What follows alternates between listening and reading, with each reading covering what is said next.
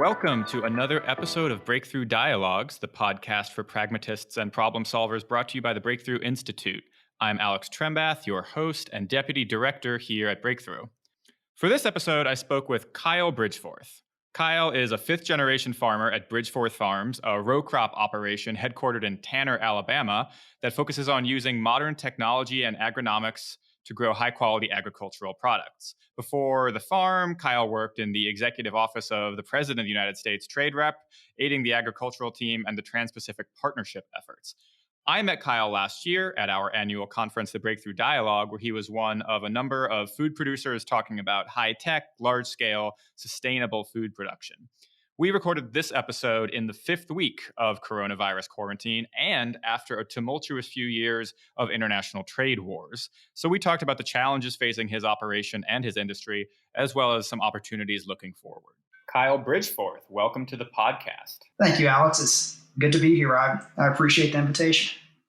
Happy to have you.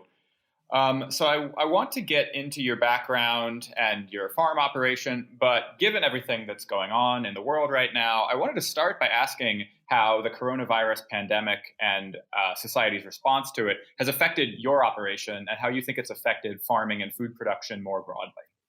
Well, Alex, specifically to us, it's been this is our busiest time of the year, and implementing social distancing policies has been it's been one more job on top of several others.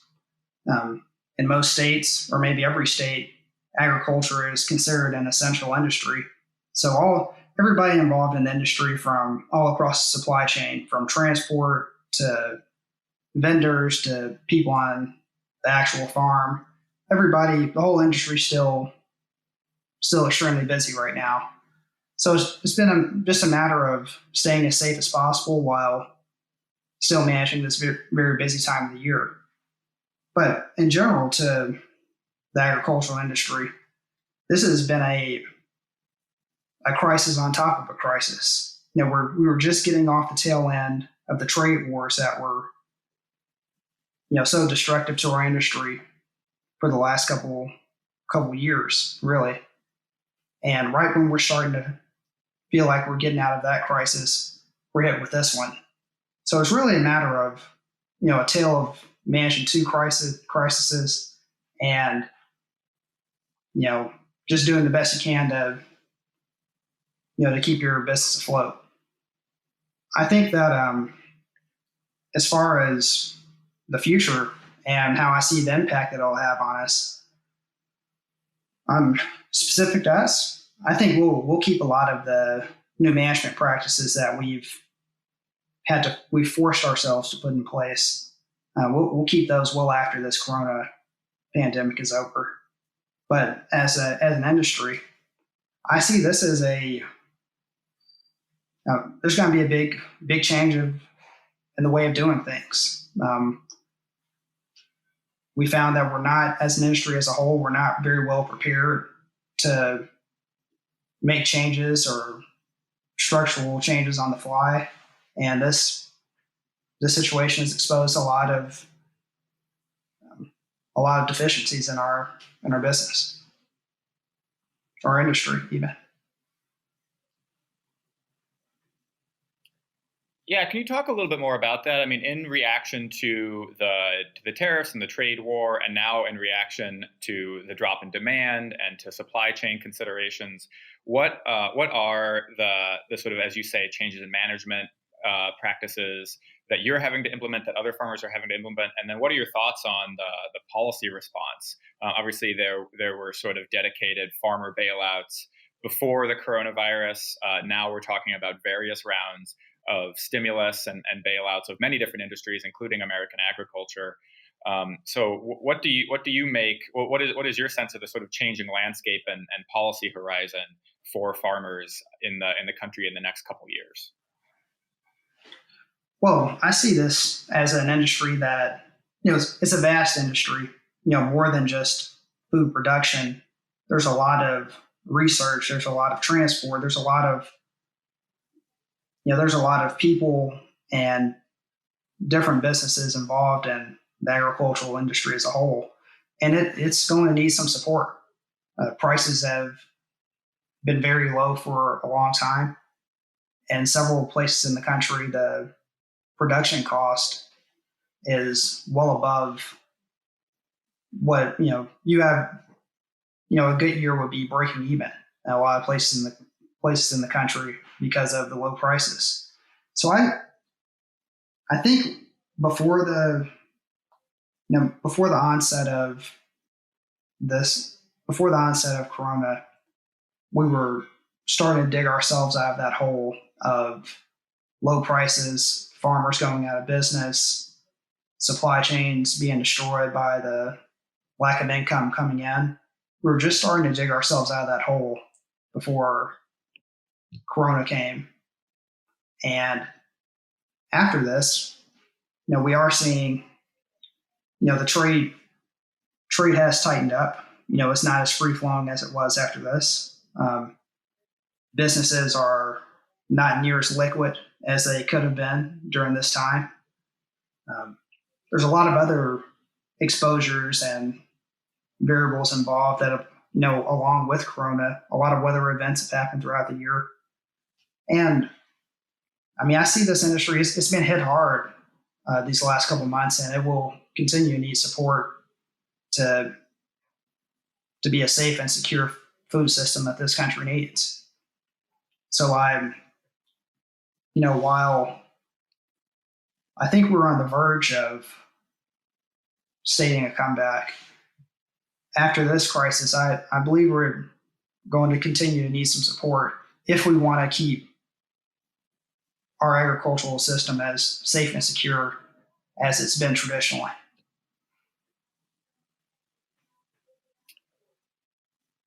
You mentioned, obviously, your operation. You mentioned international trade. I wonder if you could sort of paint us a picture of what you're talking about. So when you talk about Bridgeforth Farms, you talk about your farm. What are you growing? How much are you growing? Sort of what are the technologies and practices you use? Who are your direct customers?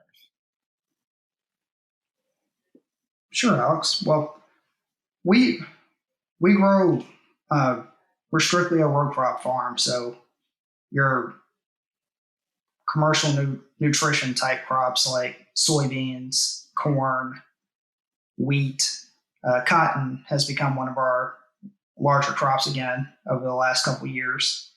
And as far as direct customers, we more so supply into the major trade lanes for our region.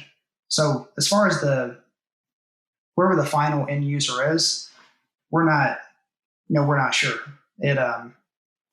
We sell to merchandisers and grain traders on the river that have the final contracts, and they're closer to the end user than we are. So it also, all of our crops that we grow, they'll touch several hands before they get to the end user. They'll go through a cleaning process. They'll go through processing to break that commodity down. So before it gets to the final customer, there's a long and complicated supply chain before it gets there.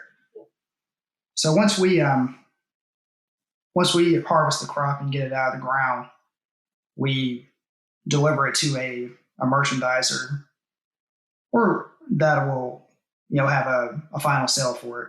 There are a couple groups like Bungie and a couple other processors that we sell to that are closer to your final project that the typical consumer would buy out of a grocery store.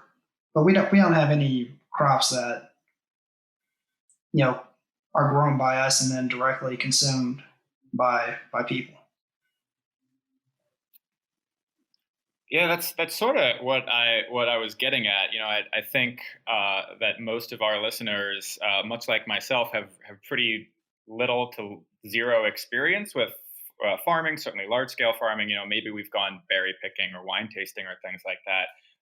But I think that the sort of typical person's experience with food production, large scale food production, is quite limited these days. So it's interesting to hear you talk about the sort of many different layers of the supply chain, the many different sort of stages of production and processing that go into making food. I'm curious to hear a little bit more about your background. I know that you're, if I recall correctly, a fifth or sixth generation farmer. This is long in your family legacy. So, can you tell us a little bit more about Bridgeforth Farms? Why you decided to be a farmer? Why you decided to stay a farmer, and what that sort of story was like for you? Well, sure, you're right, Alex. Um, me, my older brother, and a cousin. We're the fifth generation, and for me, I grew up on the farm. It was always a goal of mine to eventually come back and farm full time. But throughout my years in school and growing up, it wasn't the only career I planned to have. I I used to farm in the summers during school. Once I went off to college, I explored several different industries, you know, and it was about I'd say probably about 2 years after I graduated is when the agricultural industry was at historically one of the best times it's ever had. The business here was doing well and was expanding. So I just saw the managerial space for, to come back and contribute. And my brother and I, we both came back at the same time. I was in DC, he was in New York, and we had always wanted to come back to the farm at some point during our careers. And 8 years ago seemed like the best time to do it, and we both did.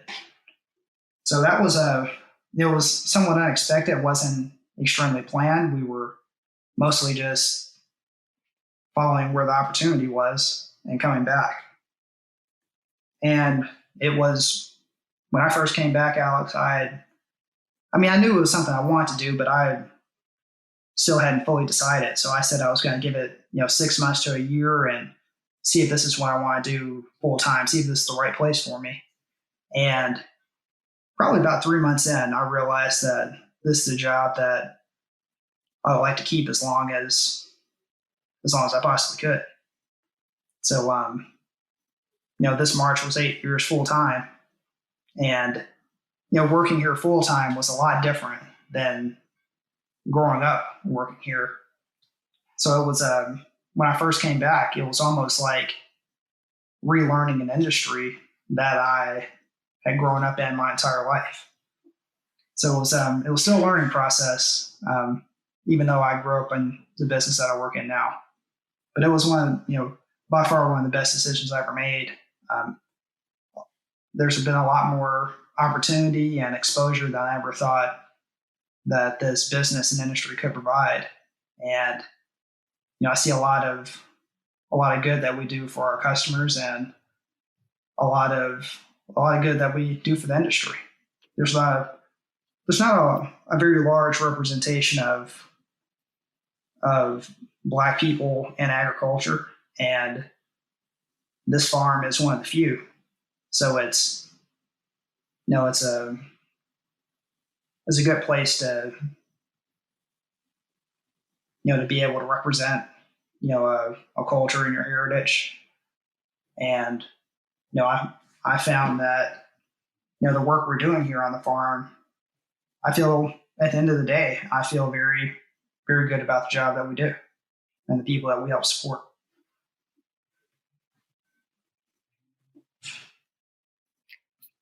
I want to get into sort of the changes that you've seen in farming and on your operation over the past 8 years that you've been back, or maybe over the course of your lifetime.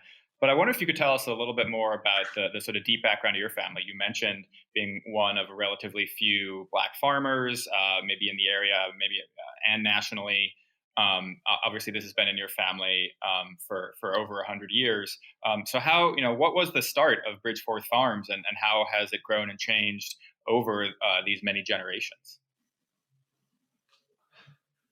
Well, as far as we can trace it back, the farm as it is now started in the late 1800s, post-slavery. The first generation of the farm started in southern Tennessee, and from Southern Tennessee. He was my, distant ancestors. I guess the founding person of the farm, George Bridgeforth. He had two sons that were going to school at Tuskegee. On their way to school, they saw a nice, on the river, beautiful farm in northern Alabama. On their train ride to school, saw some land was for sale, went and told their father in Tennessee, and they ended up selling the farm in Tennessee, buying the 600 acres on the river here in Alabama, and we've been here ever since. We've had a lot of changes throughout the structure of the farm. We've gone from farming to logging to several different businesses in between, but agricultural production has always been the cornerstone of every operation we've had here. And we've, a lot of the families that are in the area, we've all worked together closely. My brother and I were my brother, me, and my cousin Lamont are the first to ever venture off of the farm. Every other generation that's been here full time had essentially worked here their entire lives, and that's not because of a lack of opportunity. We have plenty of we have plenty of education. Several family members went to college throughout the generations, but it's always been a choice to stay here. So it's it's been a it's been a great location to keep. We have a lot of family members that still live here on the farm. There's about 20 plus family members in a mile vicinity of the main location of where I work every day. And we've had a lot of transitions. We were, for 100 years, we only, our largest crop was cotton. I mean, that was just what we did best. It was kind of our, we treat it like that was certainly our specialty. But in the early 2000s, the markets changed. We had to completely change our growing procedures, and soybeans, corn, wheat, other grains became the larger focus for us. And we've seen plenty of transitions like that throughout the history of the farm. So with the trade wars, this Corona crisis that we're facing now, this is one more trial and obstacle that we're facing. And agriculture as a whole, these type of global events aren't, on this scale, they're rare, but typically there's a lot of volatility in our industry. So I think this is, people in agriculture have been well prepared to deal with something that can completely upend your business.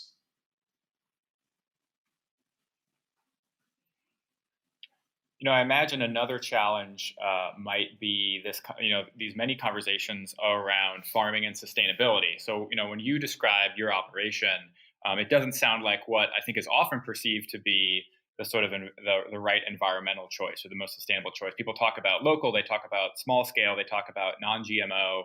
I think the sort of imagination in folks who don't or haven't worked on a farm is of a sort of more pastoral, smaller scale, sort of less technological farming as being sort of more environmentally friendly, more environmentally sustainable. And that's sort of a criticism that has cropped up really over the past 10, 20 years, especially, maybe a little bit before that in the late 20th century with the rise of sort of food and farming criticism from environmentalists. So how have you and your family and your operation weathered that and thought about your operations with respect to resource sustainability, environmental sustainability?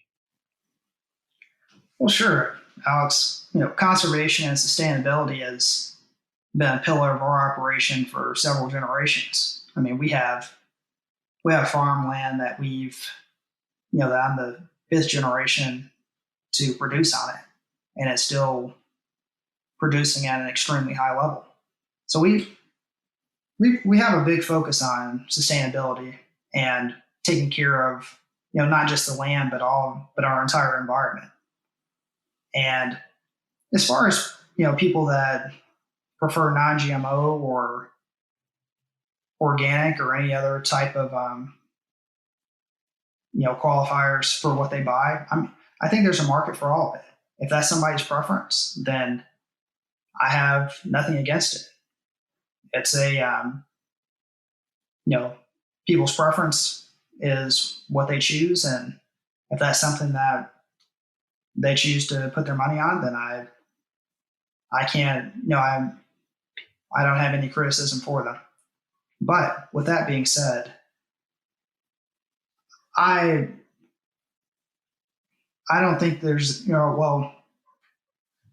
only qualm I do have is towards the nutritional value of these labels. I think that there's a very large market for food, and there needs to be a large market for affordable food. And I think that safety is everything that we grow here specifically on our operation, but as far as every other operation that I'm in association with, is always put a high priority on safety. And if there was something unsafe or something to be worried about in any of the crops that we grow, then for one, we wouldn't consume them ourselves, and two, it would it ruin the brand and the legitimacy of your operation to grow any products like that. So, I personally, I consume plenty of GMO products, but if somebody else wouldn't, then the choice is theirs. And what was the back part of that question, Alex? I forgot it. Just about sort of how you think about the resource sustainability, the environmental sustainability of your operation, given that obviously farming has necessarily large impact on the land that it's grown on, the resources that go into it. So when you're thinking and talking about your consumption and your impact, sort of how do you think and talk about it? Well, I look at it from a longevity standpoint. Sustainability, conservation, taking care of our environment. It's not only a moral approach, but it's also it's a cost reduction approach. The larger footprint that we leave, the more costly it will be. So we can serve on all the inputs that we use. The majority of the land that we're involved with, we only disturb that land when we absolutely have to. We spend a lot of money and time analyzing the soil, making sure that we're keeping the pH and the nutrients and soil health where it needs to be. We spend a lot of time and energy focused on taking care of our environment and the land that we work on. It's by far our biggest asset, so we take care of it as well as possible. And I think I think that's can be easily realized by how many generations the land that we have has been productive, and it's certainly our goal to continue that trend.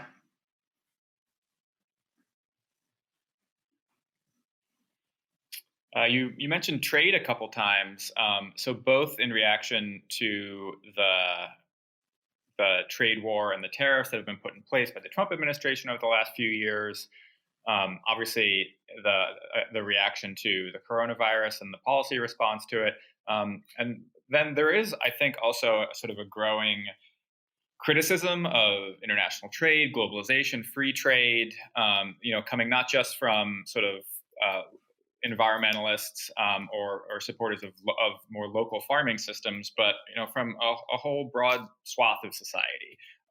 So how do you think about the future of Bridgeforth Farms, the future of farming, American farming generally? How can how can the U.S. farming system sort of approach these questions about international trade, about free trade, given the headwinds that it's facing in response to a bunch of these crises? Well, international trade is essential for U.S. agriculture. We're certainly a net exporter on the majority of agricultural goods, and it's it's the backbone for keeping a lot of farms in business. We have a food system in the United States that is something to be proud of. Some of the most reliable and high quality commercial goods are produced in the U.S. And in a lot of ways, we set the gold standard on how to produce crops safely and efficiently. And that's across the supply chain, all the way from transport to the actual growing process to storage and keeping something in good condition. I think for as good and reliable as the agricultural economy here is in the United States, we certainly need customers across the world. And that's why international trade is so important. It keeps we have such a vast array of customers across the world that we're able to keep prices and production steady and reliable here at home. So I think it's a concern that's worth focusing on. There's a lot of politics involved in trade when it comes to agriculture, and I think it's I'm a huge proponent of the free trade agreements. My first job out of college was with the United States Trade Representative, and I was able to learn the benefit and the necessity of having quality and secure trade agreements with our partnering countries. So I'm a huge proponent of it. I think it's something we'll seriously have to focus on in the future to rebuild some of those trade partners in agriculture.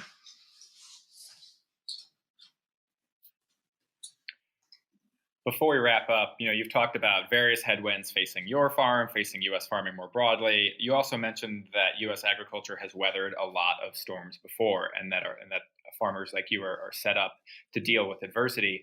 I want to sort of close by asking, what makes you optimistic, and what are you looking forward to in your hopefully long career as a farmer going forward, about your operation, about farming in the future? Well, there's a lot to be optimistic about. We're seeing new and exciting uses for a lot of the commercial crops that we grow. We're seeing growing economies across the world that is going to be a plethora of new customers for U.S. products. We have a population that is becoming more and more concerned with food and how it's grown, where it's coming from, and that only gains more benefit to the system as a whole. The more interest that we have from our customers, the better job we can do at producing for them. So I think that's I don't think that's just a trend that is here for a short while. I think that's going to be the standard going forward. People want to know where it came from, how it was produced, the manufacturing process. They want to know all the details of it. They want to know how it's tracked, how it's transported, And all of this is great because it's allowing us to focus on more of those intricate pieces of the production process. So I'm excited across the board. We're seeing a lot of industries, from technology to engineering to medical. We're seeing a lot of different industries become more and more involved in agriculture, and it's just propelling a great trajectory of growth. So I'm excited about the future moving forward. I think we have a lot of exciting initiatives and more people becoming involved in agriculture. So I just see a bright future for it as a whole, despite these tumultuous times that we've had over the last couple of years. I'm glad to hear it, and we'll look forward to following along. Kyle Bridgeforth, thanks for joining us today. Alex, thank you very much. I really appreciate you keeping me in mind, and I look forward to speaking with you soon. Thank you so much for tuning into Breakthrough Dialogues. If you like our show, tell your friends, rate us, and subscribe on Apple Podcasts, Spotify, Stitcher, or on whatever platform you get your podcasts. I want to again thank my guest, Kyle Bridgeforth, and our producers, Alyssa Kadaman and Tali Perlman. Catch you next time.